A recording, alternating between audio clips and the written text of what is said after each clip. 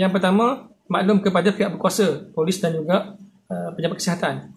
Yang kedua, kena sediakan peralatan-peralatan yang sesuai, yang wajib disediakan.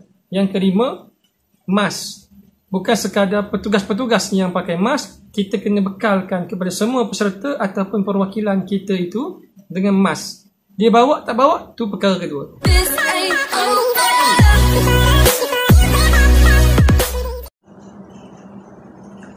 Assalamualaikum warahmatullahi wabarakatuh. Tuan-tuan, puan-puan, sekarang ini di Pertubuhan Peladang Kawasan 1 Malaysia terlibat dengan mesyuarat agung tahunan di PPK masing-masing.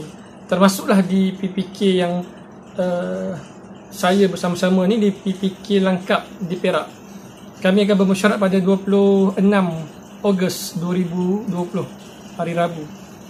Jadi sukalah saya menggunakan ruang masa ini untuk berkongsi kepada kawan-kawan yang ada di luar sana sedikit mungkin SOP, mungkin perjalanan, kaedah untuk kita macam mana nak melaksanakan mesyuarat agung dalam tempoh PKPP ini. Kita ada beberapa persediaan sebelum, semasa mesyuarat dan selepas mesyuarat. Dan saya mengambil pandangan dan juga nasihat daripada kawan-kawan yang dah mula mesyuarat dan juga daripada Ketua Cawangan Urusan Pendaftaran Negeri Perak, Cik Zulkifli Jamil, berkongsi banyak benda lah berkenaan dengan perjalanan mesyuarat agung di PPK. Sekarang rancak ni tengah berjalan seluruh Malaysia, termasuklah kami di Perak ni dah banyak berjaya menyelesaikan mesyuarat agung masing-masing. Tetapi kami di Langkap belum lagi. Dan saya suka berkongsi dengan tuan-tuan semua serba sedikitlah proses ataupun persediaan ataupun SOP-SOP yang kita kena buat bagi melaksanakan mesyuarat agung kita berjalan dengan baik dan lancar.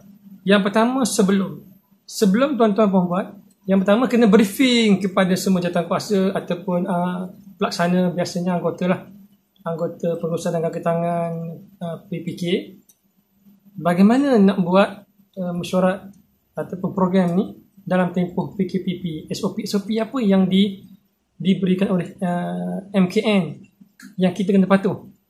Yang pertama, SOP untuk penganjur mesyuarat, PPK lah.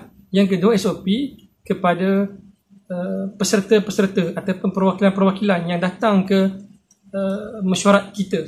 SOP ni dia sama macam mana kita buat program kursus ataupun latihan. Lebih kurang sediakan QR code, sediakan attendance dan sebagainya.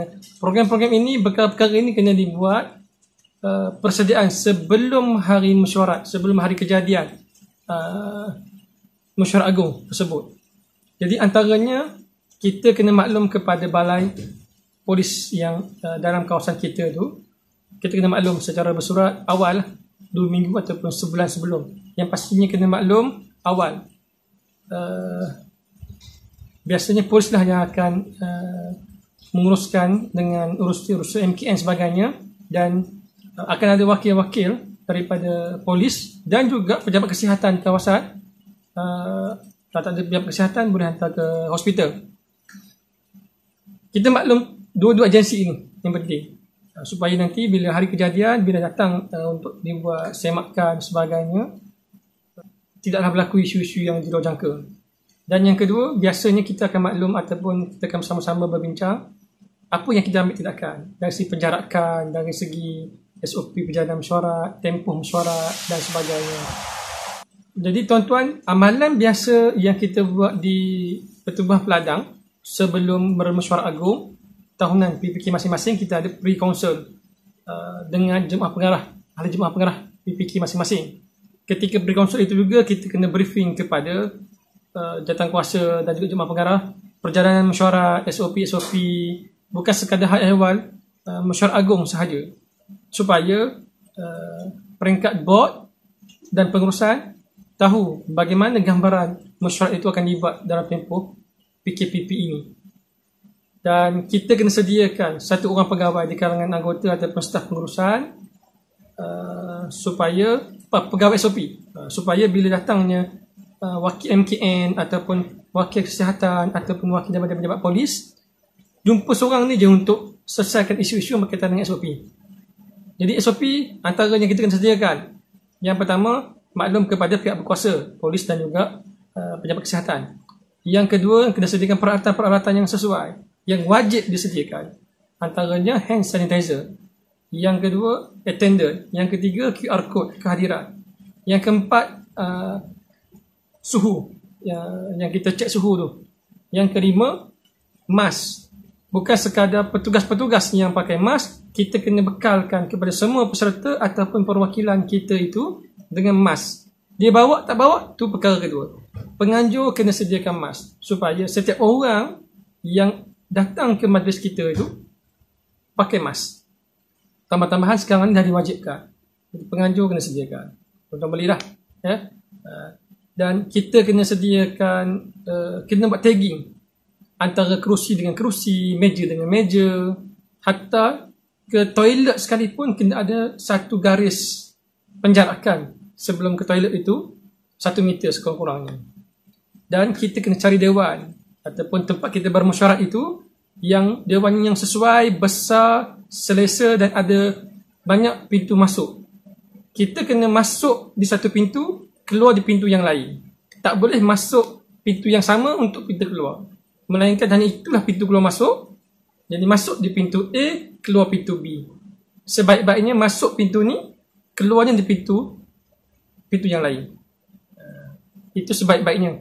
Dan tagging mesti dibuat antara kerusi dengan kerusi. Terpulanglah nak tanda pangkah ke, nak tanda bulat ke, whatever lah. Yang penting antara kerusi dengan kerusi minimum 1 meter. Termasuklah di tempat VIP, kalau ada penyerahan ke penyampaian sumbangan sebagainya, tempat berdiri pun sebaik-baiknya kita tandakan di mana yang perlu kita berdiri. Dan satu lagi, PA system. PA system kena banyak tuan-tuan. PA system kita letak di kiri, kanan dan di tengah-tengah supaya banyak orang boleh akses kepada PA system, kepada mikrofon tanpa perlu memegang dan dibawa ke sana ke sini. PA system biasanya cordless lah, kena banyak. Baru ni mesyuarat di PPK Utama Melintang, kita pakai lebih kurang 14 PA system cordless. Okey, baik. Itu antara perkara-perkara yang kita kena sediakan ataupun kita buat sebelum mesyuarat agung. Okey, baik. Seterusnya, ketika mesyuarat agung sedang dijalankan, hendak dijalankan, bagaimana dia punya proses? Kita ambil bermula daripada pendaftaran.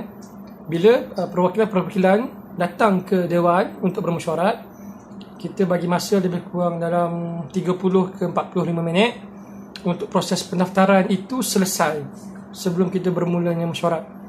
Jadi kita menjangkakan akan datanglah secara sedikit-sedikit, kemudian akan bertambah-bertambah.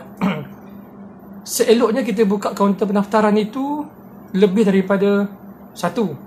Macam di PPK Langkap Perak, kita ada unit peladang lebih kurang 11 unit dengan keahlian perwakilan 132 orang. Jadi kita merasakan kesesuaian untuk buka meja pendaftaran itu sekurang-kurangnya 3 meja pendaftaran. Jadi kita menjangkakan kehadiran itu akan bertambah dari masa ke semasa. Bermula pukul 8.30, dia akan beratur panjang. Jadi untuk mengelakkan kesesakan ataupun terlalu panjang barisan pendaftaran, kita sediakan kemah dengan kita letak kerusi saja di bawah kemah. Satu kemah, kerusi. Jadi yang beratur ni tak adalah panjang. Mana yang agak mula panjang, dia akan duduk dulu. Dan akan ada 2 orang yang kita assign untuk ambil suhu. Dan kita tandakan mungkin pada stiker dia punya suhu, dan kita letakkan di baju ataupun di tangan dan sebagainya lah, supaya kita tahu sekian-sekian orang ini kita dah ambil suhu dan dia dah ada catatan suhu dia. Kita bergerak dan ada satu orang lagi akan pumpkan hand sanitizer kepada perwakilan-perwakilan yang hadir. Jadi masa itu dapat kita singkatkan. Ketika dia sampai ke meja pendaftaran, dia cuma perlu tulis, dia cari nama dia dan tulis ataupun sign attendant dan tulis dia punya suhu lah tuan-tuan dan terus masuk. Sebelum tu kita beri bagilah mungkin senderahati, bungkusan makanan pagi sebagainya, itu ketika pendaftaran.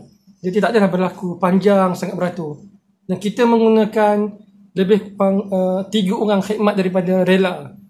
Yang pertama tujuannya untuk lalu lintas, yang kedua tujuannya untuk supaya kalau berlaku perkara-perkara yang di luar jangka, rela-rela lah, abang-abang rela ni lah yang akan bantu kita.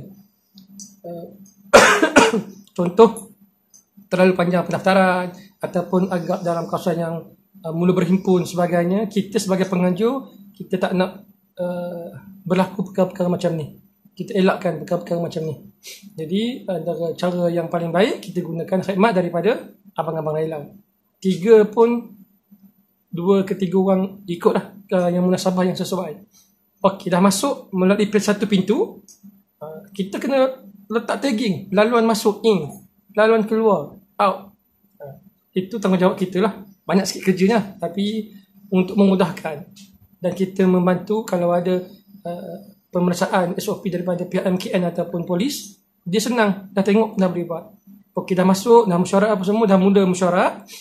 Kita letakkan kita guna satu PA system dengan banyak mikrofon supaya perwakilan cuma perlu bangun, pergi ke tempat yang mikrofon disediakan, bercakap. Cadangan, sokongan dan sebagainya sedang. Jadi itu sebab ada satu PPK di Perak, PPK Utama Melintang, sampai 14 mikrofon cordless yang dipakai. Bergantunglah pada tuan-tuan kapasiti keadaan dewan sebagainya, dengan mungkin setiap meja JP itu ada mic, setiap daluan itu disediakan, setiap daluan yang perwakilan boleh senang akses ke mikrofon. Masa boleh dicepatkan dengan kita banyakkan mikrofon ini. Seterusnya, mesyuarat itu mesti dijalankan dalam tempoh 5 jam daripada bermulanya pendaftaran. Sampailah habis mesyuarat itu bersurai, maksimum 5 jam kita dibenarkan. Ini ada dalam tata cara garis panduan yang MKN edarkan pada semua lah.